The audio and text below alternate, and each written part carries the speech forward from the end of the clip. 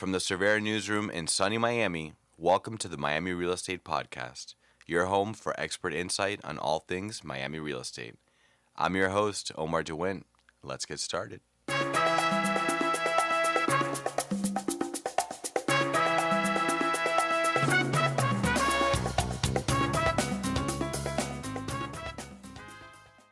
Hi, and welcome to the Miami Real Estate Podcast. I'm Omar DeWint, Communications Executive here with Surveyor Real Estate.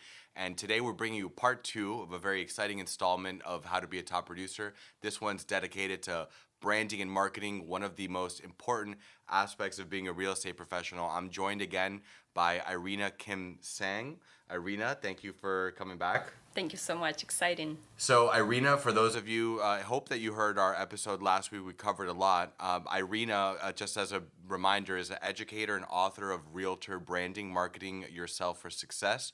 She's also a broker associate with Coldwell Banker, a passionate marketer, and the vice president of the Asian Real Estate Association of America's Greater Miami chapter. So Irina, for our audience, bring us back up to speed on what we covered last week in the first three aspects of the 7 P's of branding. Yes. So the idea that we started during the last episode is that not just to give a list of cute and fun ideas to do if you are in real estate if you're just beginner or if you have been working in real estate for a while, but to give you a formula, which we use the term blueprint. So this particular blueprint is narrowing down your decisions regarding your branding aspect of your business. So the 7 P's, which stands for 7 components, okay? They all start with P, and we have covered last time the first 3. So Right. the first one was product, Right. which stands for the fact that you first have to understand what you stand for as a professional and what kind of advantages and benefits you can bring to the table at this particular time at this particular market. The second P stands for people and place, which the main focus of that Q&A is to be able to actually find out your specialty, to narrow down your choices to who you're going after. So once you know the answer for the first 2, which is you know who you are and who you're going after, you are now answering question number 3, which is positioning. And positioning stands for the image that you would like to communicate to the people that you're going after. So in other words, you are aligning who you are with who you would love to go after, and therefore you're building a bridge through that proper image to those people you are appealing to. Right, and a really, a really strong foundation for moving forward. I want to mention, if you're just coming in, you're going to want to stop and go back to last week's episode, watch part 1, because that'll really bring you up to speed and allow you to absorb and apply what we're going to talk about today effectively to your personal brand. So, Irina, without further ado, let's talk about the 4th P, packaging. Tell me about this in designing brand identity. Sure. A lot of people This is a fun part. Oh, this is a fun part. Yes. A lot of people, when they start real estate, they kind of think, oh, you know what? I have a dilemma. Like, how do I really brand myself? Should I be forever broker brand, right? So you have the brokerage name and you're an agent of that brokerage, which could be true for some people, right? So that could be one way to just to capitalize on the corporate brand, okay? But for some individuals, my case would be an example, is that I saw my niche so clearly that no matter what brokerage I am with, I certainly would love to establish a business model. So in this particular case, my business model is based on the type of clients that I'm going after, and therefore the brand that I'm building to appeal to those clients would be a brand that will make sense, right, for those people. So in my specific example is I position myself as a Russian-speaking broker associate specializing on affluent Russian-speaking clients. And the first thing that my decision was based on is to set up a very, very solid website, which is called miamiforrussian.com. So that was my case. So my brand for this particular niche is miamiforrussian.com. So the decision of when you are making those decisions only after you are ready to package it. Right. So once you know what that concept is it whether it's a business model, whether you're going to be an agent with a broker, okay, you are now so clearly, you have a clarity in who you are, who you're going after, and what image you would like to create. So, and in short, and basically to say it another way is don't go out and create a website or a logo and colors and all that until you've done the first three steps. The first 3 steps. Of the P's. Exactly. And for some technical lingo out there, when we say brand identity, you know, in our worlds of marketing and brand, we're talking about the actual logos and, you know, the colors, the look and feels.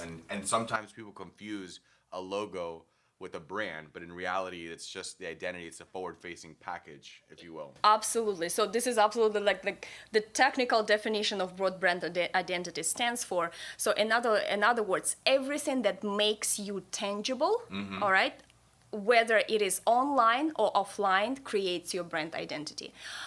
One of the areas of expertise that I kind of pride myself in is it's called services marketing. It's a completely different area of marketing versus product marketing. And I want to bring some example. So what is the difference between when you are marketing a product, let's say an ice cream, okay, versus when you're marketing a service, which is a service of you being able to provide information, reliable information, in order for people to buy real estate.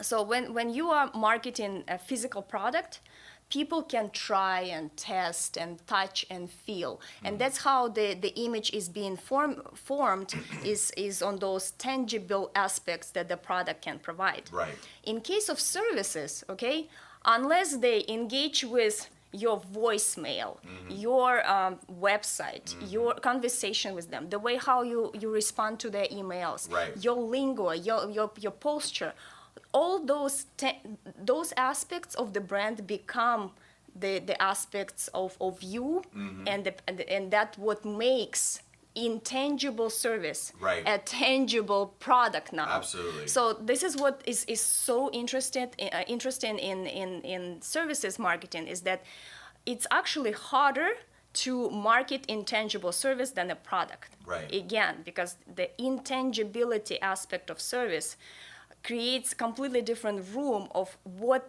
is important to put on the table in order for people to make that perception who you are. Right. And sorry. Yeah. No. It's okay. So you remind me. Like I love when we talk because you always inspire me and make me think of other things. We in our Surveyor Academy, I teach a class on branding yourself to sell, and so one of the biggest examples to try to drive your point home, I talk about the brand experience, right? And if you think about a brand that has a great experience, is Apple.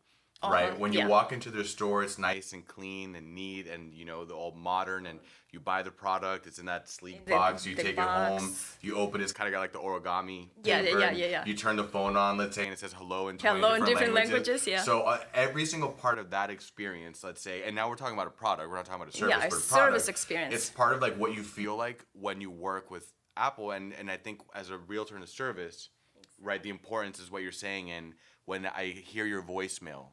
And how you talk, and how you present yourself, how you send emails, what font you're using, do you have proper grammar? So anything that makes it tangible and affects the perception.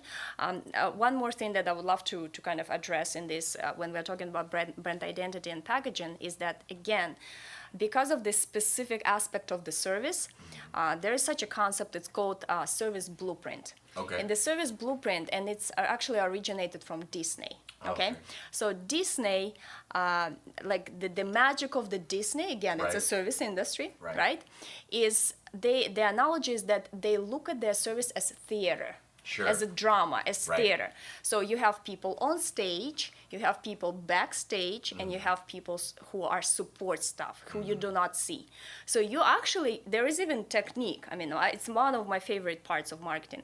You can literally draw every single role, who is where, visible, invisible, how they interact, what has to be done, how the flow of service is going to be performed. And all of this, I mean, I'm looking at I think this is an idea for the next book, is customer service and service blueprint. Of course. I personally believe that one of the keys to success in real estate, and especially what can help you to build a better brand, is the customer service component of it. Because, again, coming back to the packaging, is that everything that the customer will experience through you, with you, online, offline, is gonna create that perception. And the perception is what is so critical to the brand, to establishing a brand. And all those components have to be packaged. So when we're talking about packaging, it's not only understanding the image. So initially, what image you want to create? Do you want to create that you are super serious, so super analytical, or you want to create that you're easygoing, funky? I'll give you an example. I saw one ad during the short sale period, like when we had a lot of short sales, right? So I opened the newspaper. I think it's brilliant ad. So a person was, I'm not sure if it's a person, I mean, it's his personal image or it's just a clip art, but it doesn't matter. So the person was in a sport attire as a runner, so a posture of the runner, and the message was, I run marathon, and I'm gonna run for your short sales needs. Wow.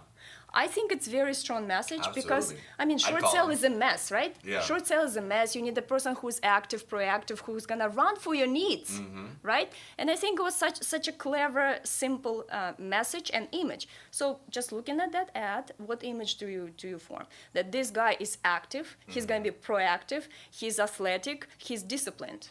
I'm probably gonna call the guy, okay? Right. So this is an example that through that clear vision of what image you would like to establish, you can now package it through your messages, through your voicemails, everything, starting from what people see, which car you drive, right? Finishing up with what is your signature in your email. Or maybe even you send a handwritten thank you note after the deal on the great monogrammed, what do you call it, stationery. Exactly, You know? the type of paper, everything matters. We have a saying, retail is detail, but of course we're not in the retail business, but we're in the business where people interact. We interact with people. So all those little things, they do matter. So this is all part of packaging, right? it's all the part of packaging. I have I summarized the whole list of items and things that matter during the whole business cycle. And I broke down the cycle into 3 parts. Pre-service, during service, and post-service. So let me just give you an example of these 3. So pre-service, anything that customer will come across before even knowing you as a real estate professional and not even engaging with you in any business relationship. So let's do it together. Just let's make a list. So what? They're gonna come across your website. All your social media profiles. Social, yeah. All They're right. probably gonna Google your name. As we They talked Google your about last name. week. Maybe they'll come across your signs, yard signs, whatever. What else they can come across? They can run into you. Maybe one of your listings on the MLS. Yeah, or the quality of your images, of your pictures, the quality of your video, your postcards and ads. direct mail, even some people. I think it can be. I'm not a fan of branding a car, like your vehicle. Please don't. Yeah, but I have some clever ideas like. If you were gonna do it, you have. If you do it right, if you do it right. No, seriously. I saw one car on the street, and it was advertising different service. But I think it could apply to real estate professional. It says, if you're looking for blah blah blah, follow me. No, seriously. Like, let's say if you are driving and if you are farming a specific neighborhood, right? And you are always there, and you are, like we were saying in the first episode, you are committed to an area. Your car can be branded. Okay, and it can say, if you're looking for property in Pancras, follow me. So I don't always brand my car, but when I do, I make it clever. Right. So not to So I think this is, it's a good strategic message, and this is an example of what the customer is gonna see and engage with your brand before the actual commitment to any business with you, right? So making an impression through that. So the second part of the real estate process is when you're already engaged in in the transaction, right? Okay. So all your handouts, everything that, like for example, when I meet with my client for the first time, especially that they are foreigners, I have a whole like beautiful package, like a beautiful package explaining in their own language what they need to anticipate. Like all those things create an image that Sure. you did spend time, that you're not just like, okay, I'm here to open the doors. Right. I'm The not here. presentations, forms, anything like that. Exactly. So all those things are branded, Maybe right? like a tip sheet about the neighborhood or your farm area or some things to know. Even again, like depends who you're going after. It could be a list of the best restaurants. I mean, Right. it could be a list of the top 5 phones to reach out for bookings or whatever. So it all depends what your Right. clients are looking for, and you can anticipate those things, and it all have to be branded items. Okay, it could be souvenirs, right? Like I have, like for example, for my clients, I know that they're gonna come with kids, so I have something for the kid. It was a frisbee. I have a backpack with the towel, so they're gonna take it to the beach. So all of those things become a part of already process where you are engaging with the client, right? And not mentioning, of course, all the other professional things that you do while you're doing the service. And one part that completely is absent in some in many situations is what is going after the service. Is there any room for you to still be a brand? And actually that's I believe is probably even most important part is what's going to happen after the service, because a lot of people will close the doors. They will not even engage their client. Afterwards, you mean? Yeah, afterwards. So of course it's the gift. So it's a souvenir that you're gonna leave. Right. I have like a whole list of interesting ideas what you can give. Give me a couple broad strokes. I'll give you one. Okay. One of my favorite items that I always give to affluent. My gift is the set of robes, the bath robes. Monogrammed or not monogrammed? Yes. Okay. So it's a female and male set. I like that. It's very luxurious, and imagine those people have everything. Sure. So you cannot, there's really very slight room to impress. So you want to be practical, Sure. or you want to be in that kind of level. So my message is just bring your toothpaste, toothbrush. Just bring your toothbrush. That's the message. Right. Okay, because you even have the bathrobe there. Right. Okay. Right. So all of this communicate certainly the image, and it's all part of packaging. Excellent. So, as a reminder, we're talking to Irina Kim Sang here on the Miami Real Estate Podcast. You can find us on the Apple Store, on Google Play. We're also at MiamiRealEstatePodcast.com, Spotify, and a bunch of other places. So, Irina, it's a little plug reminder for the podcast here. So, Irina, we just covered number 4, which was packaging. Let's go to number 5, promotion. This sounds fun. Communication tools. Oh, wow. It's like every single part is great, right? Yeah, I know. We can talk about this forever. Okay. To summarize promotion, I think one of the biggest issues when realtors thinking, okay, how do I promote my brand? Okay. First of all, let me bring the importance of, before you start promoting anything, you have to complete the first 4 items. Of course, yeah. All right. So this is the biggest mistake that people We have make. to put a disclaimer, like what are those? Like, do not start this process if you haven't done 1 through 4. Right. Prerequisites. Yeah. Prerequisites. So a lot of people just simply, I'm gonna start promoting myself. Today I'm in pink. Tomorrow I'm in blue, Right. and it doesn't certainly create any repetition. It's inconsistent, and Right. of course you're not doing any favor to yourself in the long term.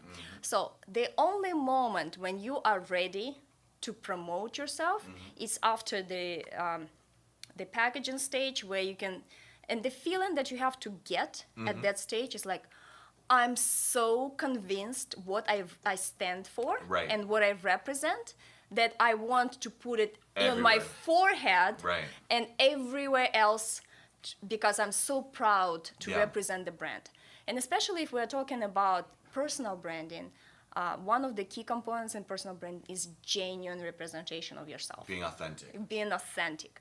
So there is a phrase that don't try to copy anyone because everyone is already taken. Be yourself, right? Right. So if you have that confidence that, wow, I know exactly who I am. I know exactly who I'm going after.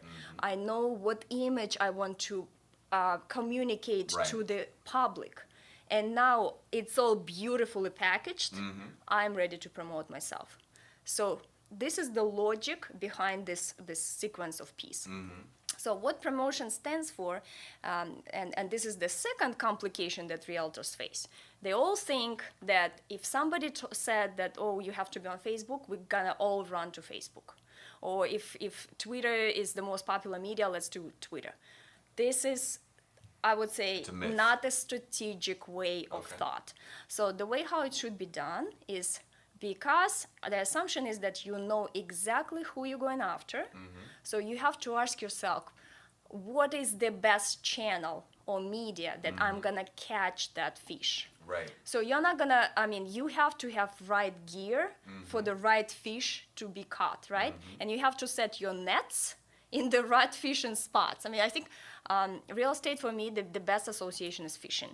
Okay. Not only patience-wise, but also setting the nets and trying to be in the right place and the right time, and then going after a specific fish. Of course, you're gonna catch different type of fish, but you have that dream to get that specific fish, right? So, do not. One of my advices is do not follow just the trends. Be strategic with your promotional efforts, because in many cases, promotional efforts, in spite of the fact that it's social media and there are lots of free things you can do, you still have to expect that there's some budget involved in any promotional efforts. So when you in order to do that strategically, you certainly have to you have to understand what is your niche and how to reach the niche. So you're not doing Facebook because you are proficient in Facebook or because you like Facebook, but because your niche is on the Facebook. But if your niche is not on the Facebook, you don't do the Facebook.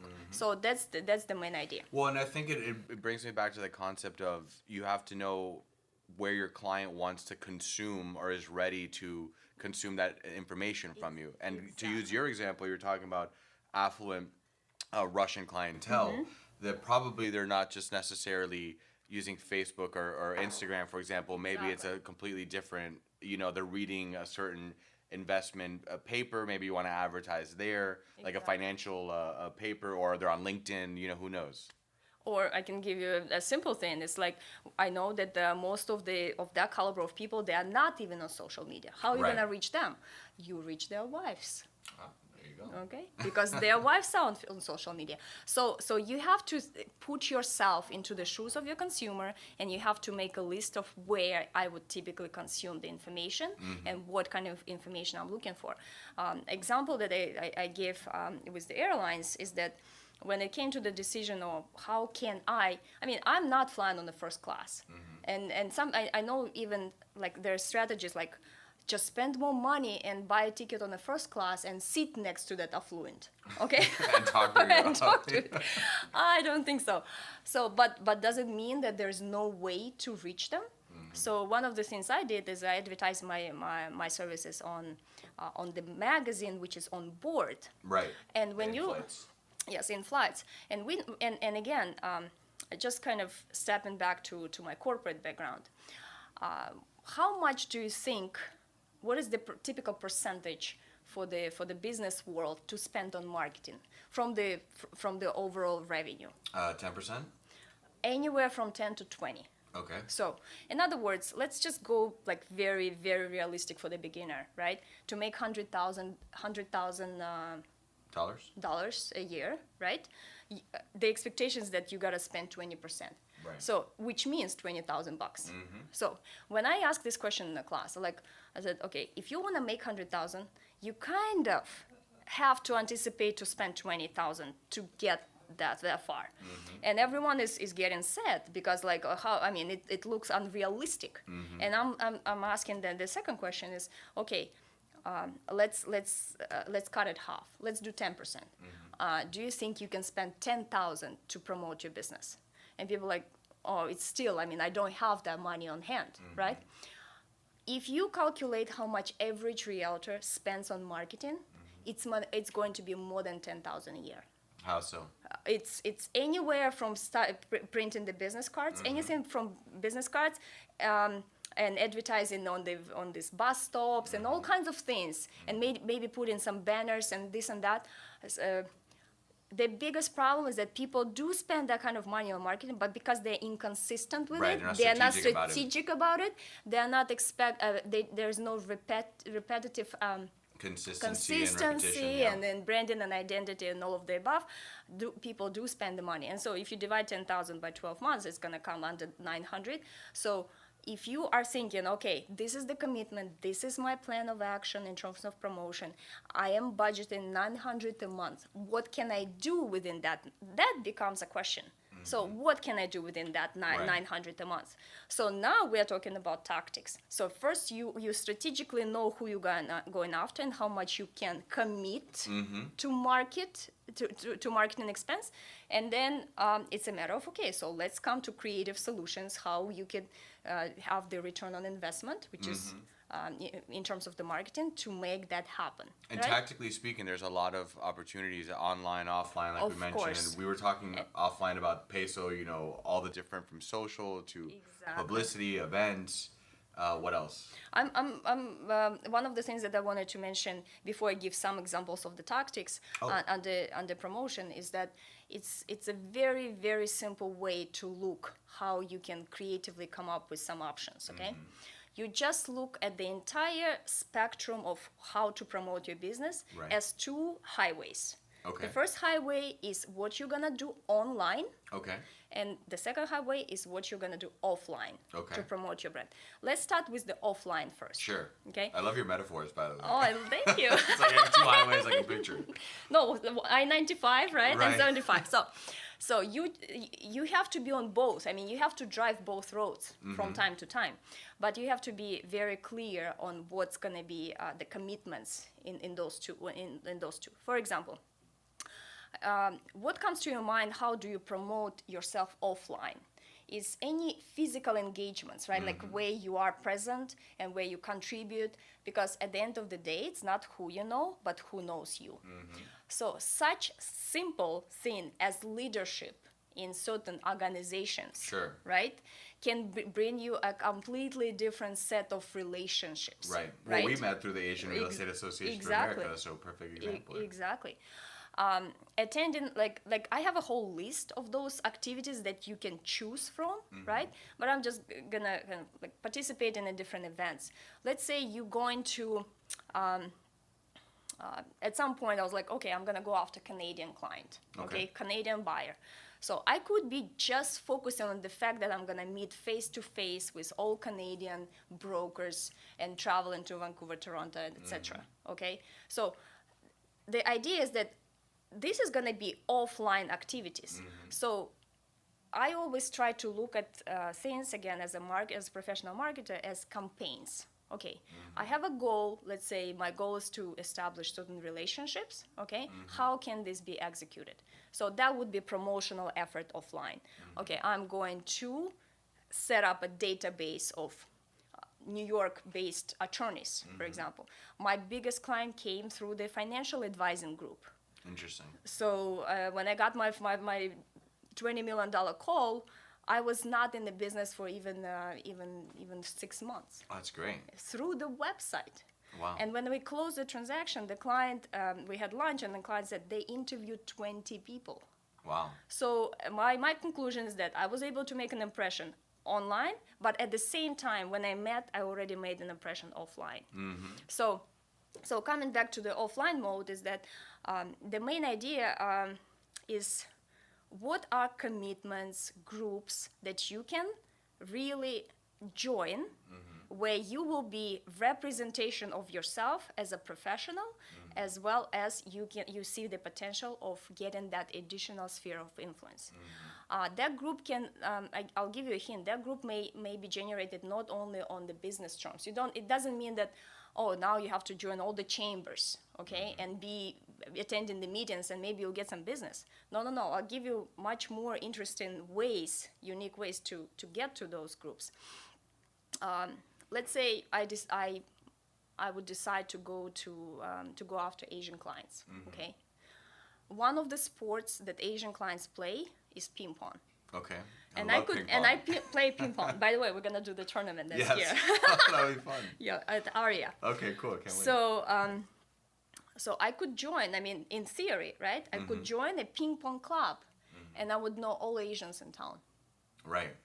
That's a, yeah. Right? Yeah. So you choose the group where you can potentially engage with the groups that you think can be of potential potential referral or client sources. interest group referral, etc. As well as it could be based on your pure interest. Sure. Like let's say you like gardening and you can join Fairchild Tropical Garden volunteer group. Right. I mean, we know that real estate, everyone sooner or later is going to engage with the transaction. So if you're going to be, okay, number one volunteer in Fairchild, you know who is the volunteers in Fairchild Tropical Garden?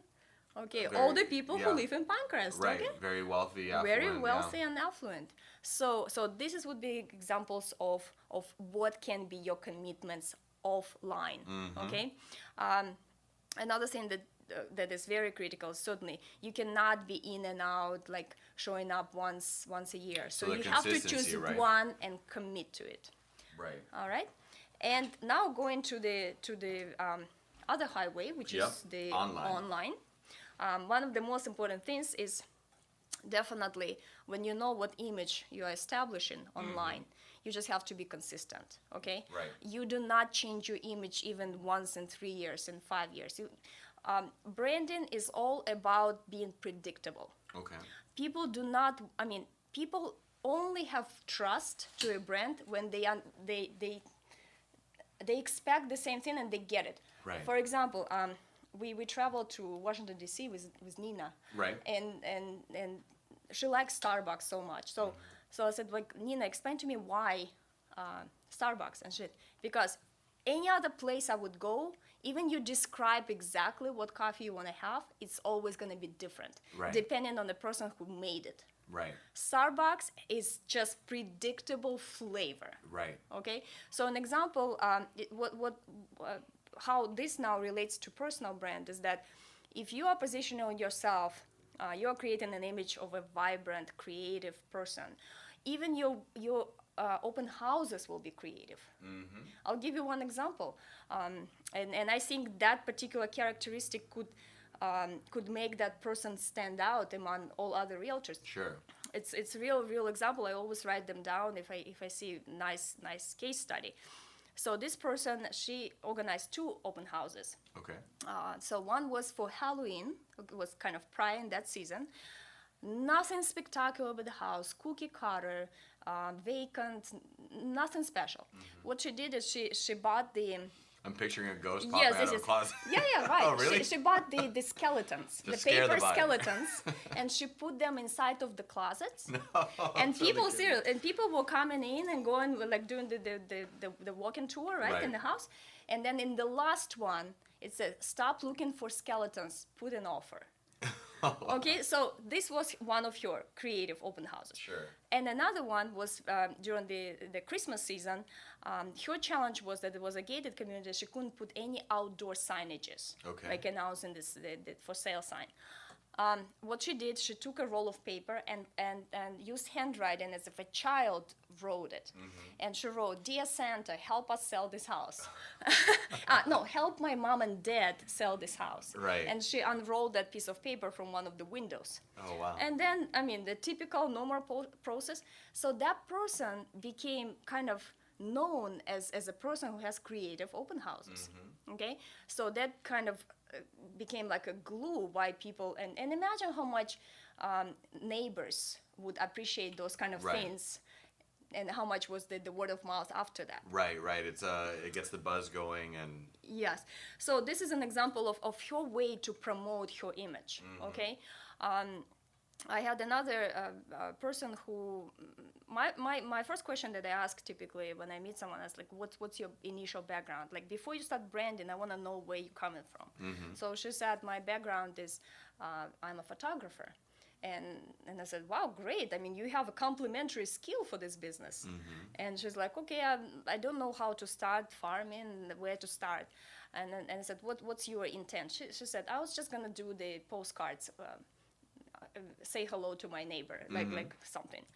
And I said, how about you go to each neighbor, send them a beautiful invitation, and say, free photo shoot in front of your home. Okay. And you're gonna do their portrait shots, whatever, and you're gonna introduce yourself as a realtor photographer. And so she did it. It was like she immediately kind of gained that reputation of a professional photographer realtor And in it's all your it's, neighborhood. Yeah, and it's putting an advantage also to your selling, because obviously photo and visuals are super important. So she kind of is a double killing two birds with one stone. Exactly. So we are talking about the positioning. So in the highway of what you're gonna do online now is you need to understand what image you want to portray, and you want to understand what is the message, why people want to, and you have to be very consistent with that message, Right. why they would choose you to work with you. And you remind me of the ABCs of branding that we talk about in our class. A for authenticity, being true. B, belongingness, evoking a sense of feeling, and humans want to be part of a group. And C, and most importantly, is consistency. Consistency is the key. So we're talking to Irina Kim Sang here on the Miami Real Estate Podcast, covering some amazing stuff on the 7 Ps of branding. So Irina, that was promotion. Is there anything more on promotion, or are we ready for? I think to conclude promotion is you do need to have a plan. Right. You cannot wake up and you are in a mood to promote yourself. You have to be like, because of the consistency consistency has to follow we call it campaign, Right. or we use the term of marketing calendar, right? Right. And I really think that it's so easy when you have a structure versus when you don't. And I want to give you an analogy of like, how do you think if you take an example of a glossy magazine, just any magazine you like, and you compare January issue 2017 with January issue 2007, okay? The same month to month. You will not find much of a difference of a content. It's pretty much following the same pattern and an outline. Yes, it's going to be adjusted to the time. Certain topics will be more popular, this and that. But the idea is that the calendar stays pretty consistent. And so, again, the assumption is that you know who you're going after. You know what things are happening throughout that calendar. So the calendar can be your not only very predictable way for you to communicate with your clients, but also to be very consistent to yourself in terms of discipline, staying on top of things. So in that calendar, I mean, like for example, I have my approach is I call it 10, 20, 30. So something has to happen on the 10th, on the 20th, and on the 30th. Okay. And I like that. in my case, I do have breakdown like what's gonna happen on the 10th. Like let's say on the 10th you can have a blog. On the 20th it can be a video, and on the 30th it can be the I don't know, special post or something like this. Right. Or so a you give listing yourself or a something, definition. And when you look at the calendar, guys, imagine the year. I mean, we wake up in the morning and we're like, wow, it's already July. All right, so the time really goes so fast. Yeah. You don't even like you are losing track of time. So it does go very fast. You can produce things in advance and just post them at Have the right 'em ready time. to go, yeah. Exactly. So when you're in the mood of writing, write two pieces of information, 2 pieces of content. Right. But once you know, you can pre-schedule so many things. Or You for can example, your automate. holiday flyers, you could, knock Exactly. out all the major holidays in one sitting and then just have Exactly. them stored and ready to go. And this way, you also it's very helpful to budget your expenses, so you can definitely understand what to anticipate and how that can affect. Do you have any recommendations or tips on, great sources to find calendars or templates for anybody out there who wants to create a calendar for themselves? I mean, I have a few I can share. We can put a little link. We'll put it in the show Yeah, notes. yes. We'll put it we have a lot of stuff to put in the show notes. Yes, so. yes, yeah, we can show. So let's talk a little bit about the platform. This is the 6th P, correct? Yes, that's So correct. we're talking about building and nurturing your relationship network. Exactly. So the logic now transitioning from promotion to the platforms, and platform simply means database. Okay, the logic behind is very simple. Is that you cannot promote the same content to the entire database. So the database not only has to be categorized or classified, whatever the term is, Or segmented. segmented. Yes, that's a good one. Segmented, because the only way to be of value to people if you are relevant. Right. So if you are not relevant and people, I mean, it's obvious when people realize that everyone gets the same thing, they're gonna block you. I mean, Right. you're out of, it's just so easy now to unsubscribe, not to open, delete. Well, half the times, with clutter, the clutter feature and some of these others on your inboxes, half the time your message doesn't even get to the recipient. Get there, exactly. And again, I'm not only talking about the email marketing and email Sure. campaigns, but also the way how you stay in touch. Right. So staying in touch with those segments. So with some segments, it has to be personal. Okay, so you do have to maybe, let's say you have two major sources of your leads, which you are so dependent. Like we call it A category, right? Like you have to understand for yourself how you can group them. It's not always identical to every single realtor to set up the system. Past clients, present clients, potential clients, whatever. No, Right. no. It's up to you how you can break that database into segments. And then you have to zoom into each segment and understand what's the best way to keep in touch with this, with that particular segment. What are some examples of that? Some examples, like I know some key clients from my list, they like tennis. So Okay. my goal is to get them to the tennis open. So this would be the best way to reconnect with them if we go together to see tennis. So for and, example. and the key here is looking at your personal database, your network, and analyzing and creating your own system for, let's say, or segments Segments, for yes. following up. Yeah. Yes, and the good news, because many agents will say, oh, it's overwhelming. I mean, with these people, I have to keep in touch 5 times, and with this once a month, etc. No, it's not overwhelming. I'm not saying that you have to have an individual approach to every single person. No, you have to be you have to have a custom approach to Sure. segment. Right. Okay, so let's say you have 3 segments in your database. With one group, you're gonna, like, let's say it's past clients. Sure. And there is really not much of a potential that they're gonna bring you even more leads or anything like this. It's just a client. You wanna stay in touch as a brand with them, but you do not anticipate like the chain reaction from that group, Right. right? So with those people, question, how often would you stay in touch? Maybe once a year. Once a year. Holidays, hey, hope you're well, type of thing. Exactly, because the next transaction that will happen with them is on average 5 to 7 years. You still staying in touch, but at the same time, you're not really sending them any new listings. What are Right. you doing and what your family is doing? I mean, of course, social media allows you to kind of be open and public, and Sure. they decide what to watch and not to watch. But if you are proactive, then you have to be very relevant. So with people who you think they really can really be your pipeline and can generate business, let's say it's in advisors, it's attorneys, and business can pop up at any moment of time, how often would you keep relationship with those?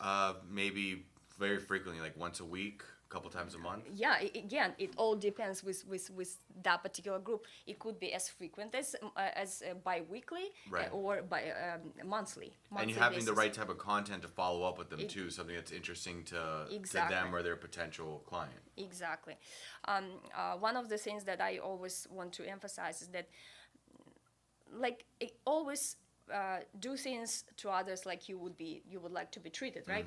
Like, you don't want to get just information, impersonal information. Right. If somebody will come, oh, Irina, I just thought of you and I'm sending you this link of something, and that's why I have this database where I have a big section of notes. I know the dog name, I know That's great. the birthdays, I know what car they drive. As much as you know on that personal level, especially in the high-end market, Right. this is very, very, course. very critical. And I think there's a lot of nowadays with technology, there's a lot of tools that you can use to refine and really create such a great database. So you can even export, I believe, if you can still do this on LinkedIn and Facebook, for example. Let's use LinkedIn because it's more professional. But you can export all of your contacts there into an Excel or a CSV file, Right. and merge it with all your other contacts. And then going through there, like you were saying, maybe some of them you don't know, you don't have a great connection with because you know how LinkedIn is. But others, I'm sure you're gonna find, former clients, even people you went to college with, different layers of relationships there where you can start segmenting and throwing into buckets, and eventually as you get more advanced, adding notes, like you said, and just creating a ultimate cheat sheet. Exactly. One thing I would like to add is that you can have a different business model. My business model is not quantity but quality. So I'm not establishing 5,000 database great. of everyone who may.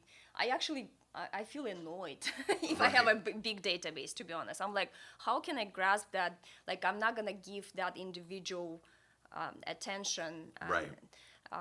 So this is my model. So that's my approach because Sure. I'm not looking for work. Quality, not quantity. Yes, I'm not looking for work. I'm looking for quality relationship. Okay, and once that relationship triggers, that certainly is the business.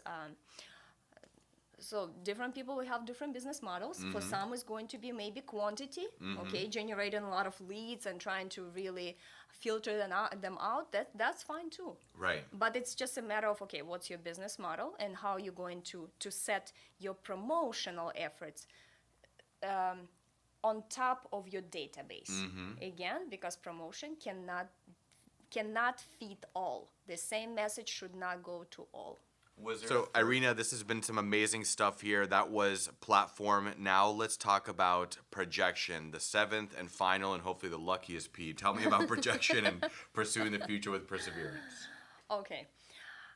One of the bottom line of any business, right? You want to be able to either to scale it with the time, right?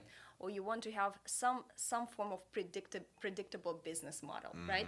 So we know that the business real estate is actually getting through different cycles, right? And just to give an example, one of the successful agents was asked the question, okay, what do you do when you hit the bottom times, like the bad times, right? And the answer was simple. She says, I do not have bad times. Okay, and of course, how is it? Like, why? And the answer is simple. She says, as a matter of fact, my best business years were those bad years. Okay. Like for the entire when the market is low, she has the best years. The answer is simple. Is because she brands herself. Okay, she brands herself, and when the market is on the rise, you probably will call your sister, your brother, your mother, right, to do real estate transaction. But when the market is bad and tight, people call professionals, right? And we know it's kind of have this joke is that I think in Florida after getting your driver's license, people get Their real estate license, like That's a good one. like the next door, like the next day there's, they go. There's 50,000, 50, I Yes, think, 50. registered real estate Miami realtors. Exactly. So, Yeah. So the idea behind is that a person who focuses on building a brand should not, in theory, experience valleys and peaks. Okay, I mean they can have better years, Right. of course, but the business becomes so predictable because you are predictable brand. Okay, so people would love to get an advice from a professional. You're always on in the market. You're not in and out, and so this is exactly what the successful formula is. Right. Building a brand, staying on top of your game, looking into the future, what's coming, trying to predict the pattern, trying to be the first to the party, okay, establishing new niches. We talked during the first session about like you have to specialize, and a lot of people would have a concern that, oh, if you specialize too narrow, like are you really limiting yourself? No, you specialize on one thing, you always can add. It's like in any marketing, you can have your product line, you can have your assortment, you have Right. divisions, but you always can expand. You can have your global presence, you can be hyper local, but initial idea is certainly have to establish yourself as a brand, Right. as a specialized Well, and there's a certain brand. level of consistency too. Even if you're expanding, they can expect a certain level of quality of service. Exactly. Even like Coca-Cola, let's say they started with Coca-Cola, but now they have Sprite, Exactly. Mountain Dew, all the different flavors, even the water. But what you're saying, I love that, and it makes me think of a story or an anecdote Alicia was telling me recently. I think it was about Bill Gates, and he was saying that the years where he had the most time to think and was quietest often led to the most prosperous years in the future. I think I'm paraphrasing here, but the idea is kind of like what you're saying. Even if it's on those down times or slow times, if you're thinking and you're being strategic and evolving, Exactly. they can actually lead to. It's not, you're not afraid for the future. It's not like, okay, oh, I'm in because the situation is good and I'm gonna be out when the situation gets bad. No, you are committed to the business. You are developing your skills. You are representing the same image to the consumer, and also one of the things which I personally like the most about branding is that it's not a task of it's not a task of reinventing yourself. When you build a brand, the task is revolutionize the brand. So this is actually, if you do have clarity what brand you are building, it saves you so much time. Okay, constantly looking for left and right, and maybe I should do this, or I should do that. No, you know exactly what the brand is, and you know exactly where you're going. And you just keep revolutionizing it as the market changes. As Bergengel says, revolution, not evolution. Yeah. I believe you said that. We'll have to fact check that actually. Well, now I'm forgetting. But on a serious note, so this has been amazing. Irina, thank you. This has been the 7 Ps. So the 7th and final was projection and pursue the future with perseverance. I want to say on a side note, there's nothing wrong with getting your real estate license. For those of you that are out there wondering, we think it's great as long as you follow the 7 Ps of branding when you do it. And even if you're an experienced realtor, I think we hope that you guys found a lot of value here in what we talked about today. I certainly did. I certainly enjoyed talking about it. Thank you. I hope you'll come back. And for our listeners out there, please send us an email to miamirealestatepodcast@cervera.com or send us a message on social with your feedback from today's episodes. Irina will be coming back. I'm going to drag her back. So because we can go into a lot more detail on some of these topics, but before we do, we'd love to hear from you on things that you'd like us to elaborate on, or maybe you want to learn more about, or that we didn't talk about that you want us to address in a future episode, right, Irina? Sure. Yes. And so, final thoughts for today from you, for our listeners. Tell me, what's on your mind? On my mind, I have 2 things that I would put on the top of the refrigerator. The first thing, again, unless you brand yourself, you are unemployed until your next sale. And this goes to everyone who is thinking and trying to figure this out. I really think this is the most important decision that you have to make in the business, what brand you are representing, and you have to, with pride, carry that brand. And the second thing is, I think we are in the service industry, and in the service industry is all about trying to inspire people around you, and this way get that trust. I have a nice phrase for that. It says, you can be one of many or one who inspires many. I love it. We're gonna leave it there. Irina, thank you so much for coming. You really did an amazing job today. You've shared so much value. We'll be back again next week with another episode. First, a bittersweet note. This will be the last episode with our executive producer, Ardi Rahimi. He's leaving us for the Big Apple. Manhattan's got a great opportunity up there with a nonprofit. They're working with the UN, so we're super excited for him. He's been a critical component in helping us launch the Miami Real Estate Podcast. We're well on our way now to over 1,000 downloads. We're hit the ground running. A lot of that is thanks to Ardi. So Ardi, we love you. Have fun in New York. You're gonna do great. And Irina, once again, thank you for coming. So everybody from sunny Miami, where the future's always bright, thanks for coming. Thanks for listening. We hope you enjoyed the show, and we certainly enjoyed making it. We hope you will come back. We've got some more great content dedicated to informing, intriguing, and inspiring Miami real estate professionals. Where can you find us? We're on the podcast store, wherever podcasts are available. That's iTunes, of course. We're also on Podbean, Spotify, Audible, TuneIn, Stitcher, and Google Play. You can even ask Alexa about us. Go ahead and visit cervera.com/blog. That's where our newsroom is located. We've got some more great content there as well, market reports, and more. You can sign up for our newsletter there. Connect with us on social @CerveraRE, or send us an email, miamirealestatepodcast@cervera.com. We would love to hear from you. So from all of us here in Miami, where the future is always bright, until next time.